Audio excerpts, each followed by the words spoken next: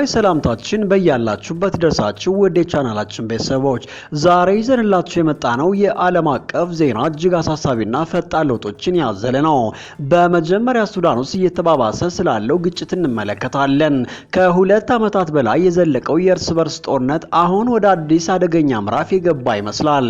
የፈጣን ድጋፍ ሰራዊት ታጣቂዎች ቀደም ሲል በሰላማዊ በነበረችው ፖርት ሱዳን ከተማ ላይ እንዲሁም በነጭ ናይል ግዛት በሚገኝ የነዳጅ ማከማቻዎች ላይ ከባድ ጥቃት መክፈታቸው ተዘግቧል። ይህ ሁኔታ በአካባቢው የሚገኙ ሰላማዊ ዜጎችን ሕይወት አደጋ ላይ የጣለ ከመሆኑም በላይ የሰብአዊ እርዳታ ስራዎችን በእጅጉ እንደሚያስተጓጉል ተገልጿል። የአፍሪካ ህብረትም ይህንን ጥቃት በጥብቅ ያወገዘ ሲሆን በአስቸኳይ የተኩስ አቁም እንዲደረግ ጥሪ አቅርበዋል። በሌላ በኩል ደግሞ በህንድና ፓኪስታን መካከል ያለው ውጥረት በከፍተኛ ደረጃ እየጨመረ መጥቷል። ህንድ ኦፕሬሽን ሲንዶር የተባለ ወታደራዊ ዘመቻ ከጀመረች በኋላ በርካታ ንጹሃን ዜጎች መገደላቸው ተዘግቧል። ፓኪስታንም በምላሹ የህንድ ሰው አልባ አውሮፕላኖችን መጣሏን የገለጸች ሲሆን ሁለቱ ሀገራት እርስ በርስ ከፍተኛ የጦር መሳሪያ ልውውጥ እያደረጉ መሆናቸው ተሰምቷል። ይህ ሁኔታ በሁለቱ ሀገራት መካከል ያለውን ቀጠናዊ ሰላም በእጅጉ የሚያናጋ እንደሆነ ታምኗል። እነዚህ ሁለት አንገብጋቢ ጉዳዮች በዝርዝር ይዘን እንቀርባለን። የሁለቱን ሀገራዊ ወቅታዊ ሁኔታ፣ የተጎጆችን ቁጥር እንዲሁም ዓለም አቀፍ ማህበረሰብ እየወሰደ ያለውን እርምጃ በሰፊው እንቃኛለን። እስከ ፍጻሜው ድረስ አብራችሁን እንድትቆዩ በአክብሮት እንጋብዛለን።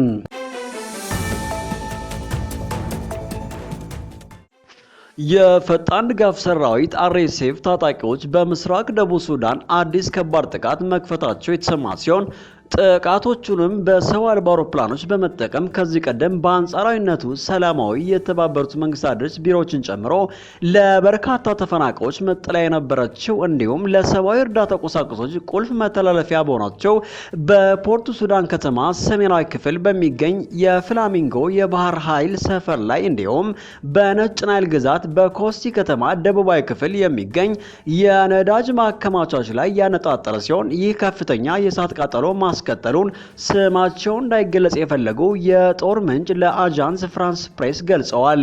ይህ ድርጊት ከኤፕሪል 2023 ጀምሮ በዚሁ ታጣቂ ቡድንና በመንግስት ጦር መካከል የሚካሄደው ግጭት ይበልጥ መባባሱን ቀደም ሲል ሰላማዊ የነበረችውን ፖርት ሱዳንን ወደ አደገኛ ሁኔታ ውስጥ መክተቱን ያሳያል። የተባበሩት መንግስታት ድርጅት ዋና ጸሐፊ አንቶኒዮ ጉተሬዝም እነዚህ ጥቃቶች በሀገሪቱ የሰብአዊ እርዳታ ስራዎችን የበለጠ እንደሚያውቁና እንደሚያወሳስቡ ከባድ ማስጠንቀቂያ ሰጥተዋል። ይህ በእንዲህ እንዳለ የአፍሪካ ህብረት ግንቦት 4 2025 ከአዲስ አበባ ባወጣው መግለጫ በፖርት ሱዳን ላይ የተፈጸመውን ይህ የቅርብ ጊዜ የኃይል ጥቃት በጥልቀት አሳስቦትና በሐዘን እንደተመለከተው በመግለጽ ድርጊቱን አጥብቆ ያወገዘ ሲሆን ይህ ጥቃት በግጭቱ ውስጥ አደገኛ መባባስን የሚወክልና በሲቪሎች ህይወት፣ በሰብአዊ እርዳታ ተደራሽነትና በቀጠናው መረጋጋት ላይ ቀጥተኛ ስጋት የሚፈጥር መሆኑን አስታውቀዋል።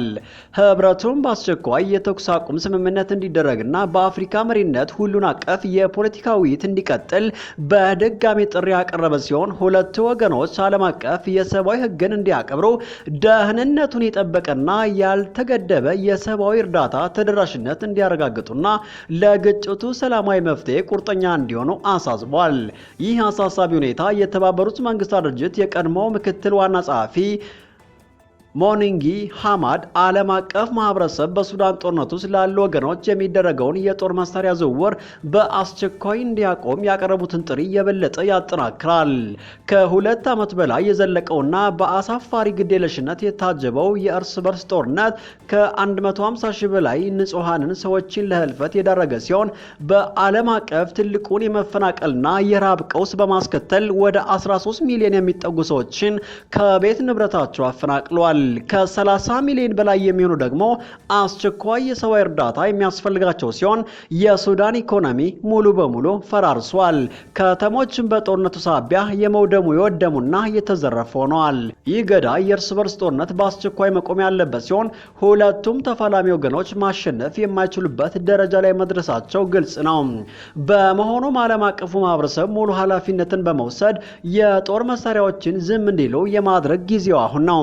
ይህ ይህንንም ለማሳካት የተባበሩት መንግስታት ድርጅት፣ የአፍሪካ ህብረትና የአውሮፓ ህብረት በአሁኑ ወቅት በግልጽም ሆነ በስውር እሳቱን እንደሚያራግቡ ከሚታዩት ተዋናኞች በተለየ መልኩ በገለልተኛ የሰላም አስከባሪነት ሚና በመጫወት ሁኔታውን መቆጣጠር እንዳለባቸው ባለሙያዎች አጽንኦት ይሰጣሉ።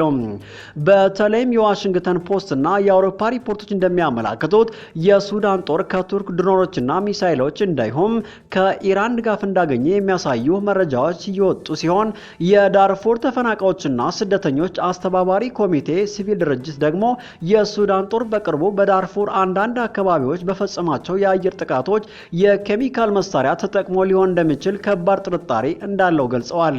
ከዚህ በተጨማሪ የተባበሩት መንግስታት ድርጅት ገለልተኛ ዓለም አቀፍ የኮሚሽን መርማሪ ቡድን ባወጣው ሪፖርት ሁለቱም የሱዳን ጦር ኃይሎችና የፈጣን ድጋፍ ሰራዊት RSF እንዲሁም አጋሮቻቸው በሲቪሎች፣ በትምህርት ቤቶች፣ በሆስፒታሎች፣ በመገናኛ መስመሮችና በአስፈላጊ የውሃና የኤሌክትሪክ አቅርቦቶች ላይ የሚፈጸሙ የአየር ጥቃቶችንና የከባድ መሳሪያ ድብደባዎችን፣ አስገድዶ መድፈርና ሌሎች የጾታዊ ጥቃቶችን፣ የዘፈቀደ እስራትና እገታን እንዲሁም ስቃይንና ሰብአዊነት የጎደለው አያያዝን ጨምሮ መጠነ ሰፊ የህግ ጥሰቶችንና የጦር ወንጀሎችን እንደፈጸሙ ማረጋገጡን ይፋ አድርጓል። የአሜሪካው የውጭ ጉዳይ ሚኒስትር አንቶኒ ብሊንከንም ባለፈው ዓመት ሚያዝያ 16 ባደረጉት አብዱል ፈታህ አልቡርሃን የሚመራው የሱዳን ጦር በሲቪሎችና በሲቪል መሰረተ ልማቶች ላይ ማነጣጠርና ፈጣን ግድያዎችን ጨምሮ የተረጋገጡ የጦር ወንጀሎችን መፈጸሙን የገለጹ ሲሆን አሜሪካ በአልቡርሃን እንዲሁም በጦር መሳሪያ ግዢ ተሳትፎ ባላቸው አንድ ኩባንያና አንድ ግለሰብ ላይ ማዕቀብ መጣሏን አረጋግጠዋል። እዚህ በችግር በተወጠረችው ሀገር ውስጥ ሁሉን አቀፍና ዘላቂ ሰላም ለማምጣት ቅድሚያ ሊሰጣቸው የሚገቡ እርምጃዎች በከፋ ረሃብ የተጠቁ ሰዎችን በአስቸኳይ ወደ ተፋላሚ ወገኖች የሚሄደውን የጦር መሳሪያ አቅርቦት ለመቆጣጠር፣ ለመጥለፍና ለመከላከል በሱዳን ድንበሮች ላይ ገለልተኛ ዓለም አቀፍ የጦር መሳሪያን ማሰማራት፣ በተቻለ ፍጥነት የተኩስ አቁም ስምምነት ላይ ለመድረስ ድርድሮችን መጀመርና የተባበሩት መንግስታት የጸጥታው ምክር ቤት ቋሚ አባላት በዚህ ግጭት ውስጥ ጣልቃ በሚገቡ ኃይሎች ወይም ጣልቃ ገብነታቸውን እንዲያቆሙ ጫና እንዲያደርጉ ማድረግ ሲሆን ይህ የሱዳን የእርስ በርስ ጦርነት ዓለም አቀፋዊ የመሆንና ተላላፊነቱን የማሳየት ከፍተኛ ስጋት አለው። እንዲሁም የሱዳን ጎረቤት ሀገራትን በተለይም በተመሳሳይ ሁኔታ ተቋማቸው ደካማ የሆኑትን የማናጋት አቅም ስላለው ፍጹም ቅድሚያ ሊሰጠው ይገባል ብለው በመጨረሻም በህንድና ፓኪስታን መካከል ያለው ውጥረት እየጨመረ መጥቷል። እሁድ ረቡዕ ዕለት ኦፕሬሽን ሲንዶርን ከጀመረች በኋላ ቢያንስ 31 ንጹሃን ዜጎች ተገድለዋል። የህንድ ወታደራዊ ዘመቻ ህንድ በሚሊታንቶች በተፈጸመ ጥቃት ከ2 ደርዘን በላይ ንጹሃን ዜጎች መገደላቸውን ተከትለው ፓኪስታን በዚህ ጥቃት እጇ እንደሌለበት አስተባብላለች። ሐሙስ ጠዋት የተገኙ መረጃዎች እንደሚከተሉት ናቸው። ፓኪስታን 25 የህንድ የጦር መሳሪያ የጫኑ ሰው አልባ አውሮፕላኖች፣ ድሮኖች በመላ ሀገሪቱ መጣሏን ገልጻለች። ይህ የሆነው ኒው ዴሊ በ4 ወታደሮች ላይ ጉዳትና በአንድ ሲቪል ላይ ሞት ካስከተለው ከባድ ቅስቀሳ ተከትሎ ነው። የፓኪስታን የውጭ ጉዳይ ሚኒስትር ወታደሮቻቸው ከቻይና በተሰሩ አውሮፕላኖች 5 የህንድ ተዋጊ ጀቶችን ከትናንት ወዲያ መጣላቸው ተነግሯል። እነዚህ ጀቶች 3 ፈረንሳይ ያመረተቻቸው ራፋሌ፣ አንድ ሚግ 29 እና አንድ ሱ-30 ተዋጊ እንደሆኑ ተነግረዋል። ህንድ ሐሙስ ጠዋት በፓኪስታን ውስጥ በሚገኙ በርካታ ቦታዎች የአየር መከላከያ ስርዓቶችን ኢላማ ማድረጓን አስታውቃለች። ይህ ማስታወቂያ በመንግስት መግለጫ የተሰጠ ሲሆን ህንድ የፓኪስታንን ወታደራዊ ተቋማት ኢላማ ማድረጓን ለመጀመሪያ ጊዜ ያረጋገጠችበት ነው። የህንድ መከላከያ ሚኒስቴር ከረቡ ማለዳ ጀምሮ በፓኪስታን በተኮሰ እሳት ምክንያት ህፃናትን ጨምሮ በአጠቃላይ 16 ሲቪሎች መሞታቸው፣ የህንድ ጠቅላይ ሚኒስትር ናሬንድራ ሞዲ ከፓኪስታን ጋር በቅርበት ተፈጠረው የጠላትነት መጨመር ላይ ለመጀመሪያ ጊዜ አስተያየታቸውን ሲሰጡ ቀጣይነት ያለው ንቃትና ግልጽነት ግንኙነት እንዲኖረው ጠይቀዋል። ጠቅላይ ሚኒስትር ሞዲ ሐሙስ ዕለት ከመንግስት ሚኒስትሮች ጋር ከፍተኛ ደረጃ ያለው ስብሰባ ሲመሩ ከጎረቤቶቻቸው ጋር በሚፈጠር የጠላትነት ሁኔታ ጠንካራ የውስጥ ቅንጅትና የመቋቋም አቅም አስፈላጊ መሆኑን አጽንኦት ሰጥተዋል። ቀደም ሲል የህንድ የመከላከያ ሚኒስትር ራጅናት ሲንግ ከፖለቲካ መሪዎች ጋር ባደረጉት ስብሰባ ህንድ ህንድ በፓኪስታን ላይ ያደረገችው ወታደራዊ ዘመቻ ቀጣይነት ያለው መሆኑን ተናግረዋል። በህንድ በምትተዳደረው ካሽሚር የሚኖሩ ሰዎች ላይ የደረሰው የትጥቅ ትግል ተጽዕኖ እየጨመረ የመጣው ግጭቱ የሚያስከትለው ተጽዕኖ በህንድ በምትተዳደረው ካሽሚር ከፓኪስታን ጋር በሚዋስነው ድንበር አካባቢ በግልጽ ይታያል። ከረቡዕ ማለዳ ጀምሮ ቢያንስ 16 ሰዎች ሲገደሉ በደርዘን የሚቆጠሩ ደግሞ ቆስለዋል። የህንድ መከላከያ ሚኒስቴር ሐሙስ ዕለት ባወጣው መግለጫ በፓኪስታን በተኮሰ እሳት 3 ሴቶችንና 5 ህጻናትን ጨምሮ 16 ንጹሃን ህይወታቸውን አጥተዋል። ህንድና ፓኪስታን ከኤፕሪል 22 ጀምሮ የቱሪስት ጭፍጨፋ ከተፈጸመ በኋላ በሁለቱ ወገኖች መካከል ያለው ግንኙነት እንዲሻከር ካደረገበት ጊዜ አንስቶ በቁጥጥራቸው መስመር በየቀኑ ማለት ይቻላል የእሳት ልውውጥ ነበራቸው። የፓኪስታን ወታደሮች ቀደም ሲል ህንድ ሐሙስ ጠዋት በፓኪስታን ውስጥ የሚገኙ በርካታ ቦታዎች የአየር መከላከያ ስጋቶችን ኢላማ ማድረጓን አስታውቃለች። ይህ ማስታወቂያ በመንግስት መግለጫ የተሰጠ ሲሆን ህንድ የፓኪስታንን ወታደራዊ ተቋማት ኢላማ ማድረጓን ለመጀመሪያ ጊዜ ያረጋገጠችበት ነው። ህንድ በሰጠችው ምላሽ ፓኪስታን በሰሜንና በምዕራብ ህንድ ውስጥ ከበርካታ ወታደራዊ ኢላማዎቻችን በምሽት በሚሳኤሎችና ድሮኖችን ለማጥቃት ትሞክራለች ብለዋል። ካሽሚርን በሁለት ከፍሎ በሚያሳልፈው ትክክለኛ ድንበር አቅራቢያ የሚኖሩ ነዋሪዎች በህንድና በፓኪስታን መካከል በተፈጠረ ግጭት ግንባር ቀደም ናቸው። አንድ ከፍተኛ የህንድ የመከላከያ ምንጭ እንደገለጸው በክርክር ላይ ባለችው ቀጠና በሁለቱ ከፍሎ በሚያሳልፈው የቁጥጥር መስመር በህንድ በኩል በፓኪስታን በደረሰ ከባድ መድፍ ቢያንስ 12 ሰዎች ተገድለዋል። በህንድ በምትተዳደረው ካሽሚር በኡሪ ድንበር አቅራቢያ የሚኖር አንድ ወጣት ለሲኤንኤ እንደተናገረው ሌሊቱን እንዴት እንዳሳለፈ ሲገልጽ ትላንት ማታ ዛጎሎችና ተኩስን በመፍራት ወደ አስተማማኝ ቦታ ሄደን ነበር። ሁሉም ህፃናትና ሴቶች ወደዚያ ላክን፣ የተቀሩት ደግሞ ከቤት በኋላ ክፍል ውስጥ ከዛጎሎች ለመዳን እየሞከሩ ነው ብሏል። ስሙ እንዳይጠቀስ የፈለገው ሰው የፓኪስታን የውጭ ጉዳይ ሚኒስትር ወታደሮቻቸው ከትላንት ወዲያ 5 የህንድ ተዋጊ ጀቶችን ለመምታት ከቻይና የተሰሩ አውሮፕላኖችን እንደተጠቀሙ ተናግረዋል።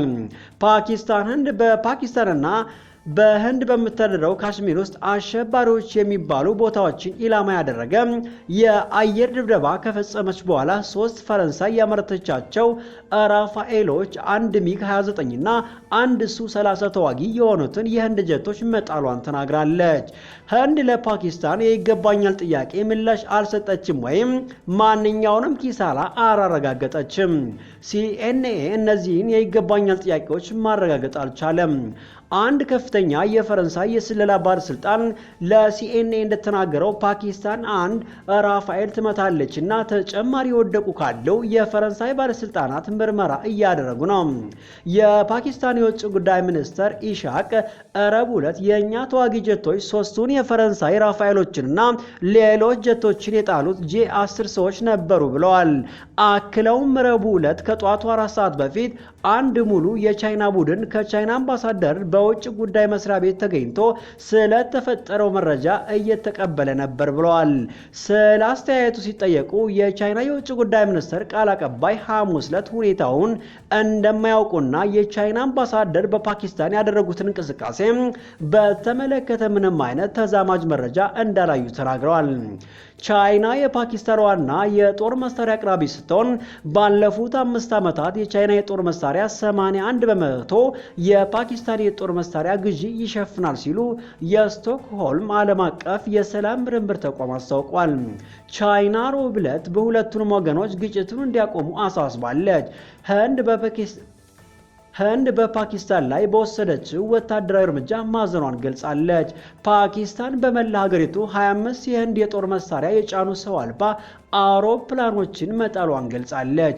ይህም የሆነው ኒው ዴሊ በ4 ወታደሮች ላይ ጉዳትና በአንድ ሲቪል ላይ ሞት ያስከተለውን ከባድ ቅስቀሳ ተከትሎ ነው።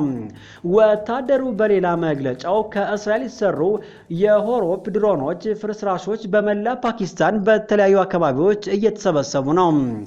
ሂያኖች በኦፕሬተር የሚመራ ረጅም ርቀት ያለው የጦር መሳሪያ የጫነ ሰው አልባ አውሮፕላን ሲሆን በእስራኤል አየር መንገድ ኢንዱስትሪዎች የተሰራ ነው። ቀደም ሲል የፓኪስታን ጦር ቃል አቀባይ ሌተናል ጀነራል አህመድ ሻሪፍ ቻውንድሪ ረቡዕ ምሽት እስከ ሐሙስ ድረስ በመላ ፓኪስታን 12 ሄሮፕ ቡድኖችን መውደቃቸውን ተናግረዋል።